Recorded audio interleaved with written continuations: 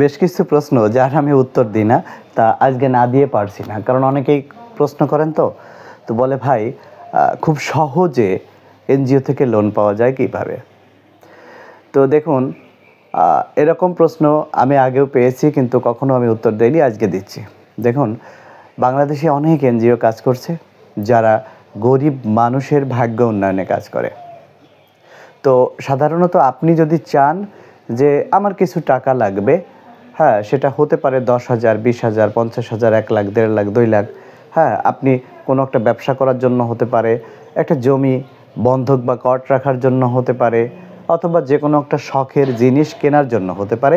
এমনকি একজন তো লিখছে যে ভাই আমি একটা ফ্রিজ কিনবো, কিন্তু একবারে আমি এই ফ্রিজের যে টাকাগুলো এটা আমি জমাইতে পারি না। তবে দোকান থেকে যদি ফ্রিজ কিনতে যাই তাহলে দেখা যাচ্ছে 30,000 টাকার ফ্রিজ 30,000 টাকায় তারা কিস্তিতে দেয়, অথচ ওইটাই যদি নগদ টাকায় কেনা যায় তাহলে দেখা যাচ্ছে সেখানে 5,000 টাকা মতো বা 4,000 টাকা মতো ডিসকাউন্টে কেনা যায়, নগদ ক্যাশ পেমেন্টে।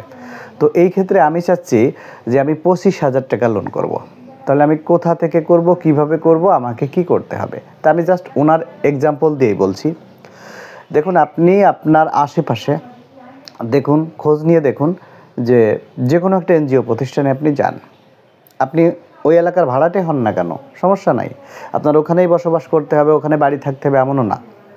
আপনি একটা এনজিও প্রতিষ্ঠানে যান, যাওয়ার পরে আপনি কথা বলেন যে আমার 25,000 টাকা লোন লাগবে, আপনাদের কি কি নিয়ম কানুন আছে, আমি কি এখান থেকে লোন গ্রহণ করতে পারবো? দেখুন, তারা আপনাকে বলবে হ্যাঁ যে ঠিক আছে, আপনার ঠিকানাটা দিন, আমরা সেখানে যাব। তো ঠিকানা দিলে ওই এনজিওর লোক, সে যে এনজিওই হোক না কেন, আপনার ওখানে আপনার বাসায় যাবে, আপনার আশেপাশে একটু খোঁজ নিবে যে আপনি এখানে ভাড়াটিয়া কিনা, কিংবা আপনার বাড়ি এখানে কিনা, হ্যাঁ, আপনি এখানে থাকেন কিনা, অথবা আপনি ভালো মানুষ কিনা। এক কথা, সমাজের গ্রহণযোগ্যতা তারা যাচাই করবে। ওকে, সেটা যে মাধ্যমেই হোক, আপনাকে নিয়েও করতে পারে, আপনাকে বাদেও করতে পারে। ব্যাস, এবার তারা যদি মনে করে আপনাকে 25,000 টাকা লোন দেওয়া যাবে, হ্যাঁ, সেটা সাপ্তাহিক কিস্তি হোক অথবা মাসিক কিস্তি হোক, হ্যাঁ, যদি মাসে হয় তাহলে 25,000 টাকায় ধরে নেন যে 2,500 টাকা কিস্তি আসবে। ওকে, আপনাকে মনে করেন যে 12 কিস্তি বা 11.5 কিস্তিতে পরিশোধ করতে হবে। এখন ঠিক আছে, যেই বলো সেই কাজ। আপনাকে মনে করেন তারা সিদ্ধান্ত নিল লোন দিবে। এবার আপনার কি লাগবে? আপনার ভোটার আইডি কার্ড লাগবে। ওকে, আর আপনার ফ্যামিলির যে মানে আপনার ওয়াইফের ভোটার আইডি কার্ড লাগবে। যদি তারা পুরুষের নামে লোন দেয় তাহলে দুজনের হলেই হচ্ছে, একজন গ্রান্টার বা জামিনদার লাগবে। এই 3 জনের ভোটার আইডি কার্ড, এবং আপনাদের 3 জনের হয়তো ছবি লাগতে পারে, আর কিছু ইনফরমেশন, মোবাইল নাম্বার, আনুষঙ্গিক, এটা ওটা, আর কিছু না, ব্যাস এনাফ। এবার হয়তো এক এক প্রতিষ্ঠান এক এক রকম, কিছু সেভিংস বা সঞ্চয় জমা নেয় প্রাথমিকভাবে, সিকিউরিটি মানিও বলতে পারেন, বা ওটা আপনারই টাকা, আপনার সঞ্চয়ের টাকা।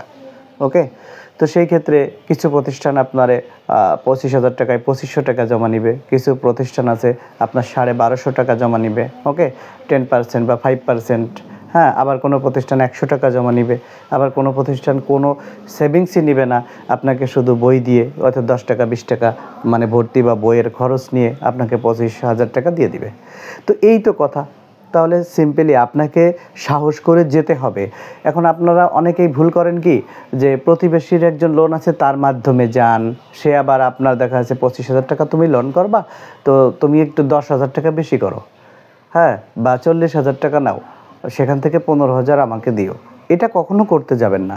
দেখুন, আপনার কিস্তিটা, আপনার যে 2500 টাকা ঠিকই গোছাবেন, কিন্তু ওই লোক 1500 টাকা দিতে দেরি করবে, যার ফলে আপনার বইটা খারাপ হবে, আপনার মানে লেনদেন অফিসের সাথে বা ব্যাংকের সাথে বা এনজিওর সাথে খারাপ হবে। ভবিষ্যতে আপনি কিন্তু বড় লোনও পাবেন না, এবং আপনি আপনার স্বপ্ন পূরণ করতে ব্যর্থ হবেন। তাই কারোর সাথে শেয়ারে লোন করতে যাবেন না।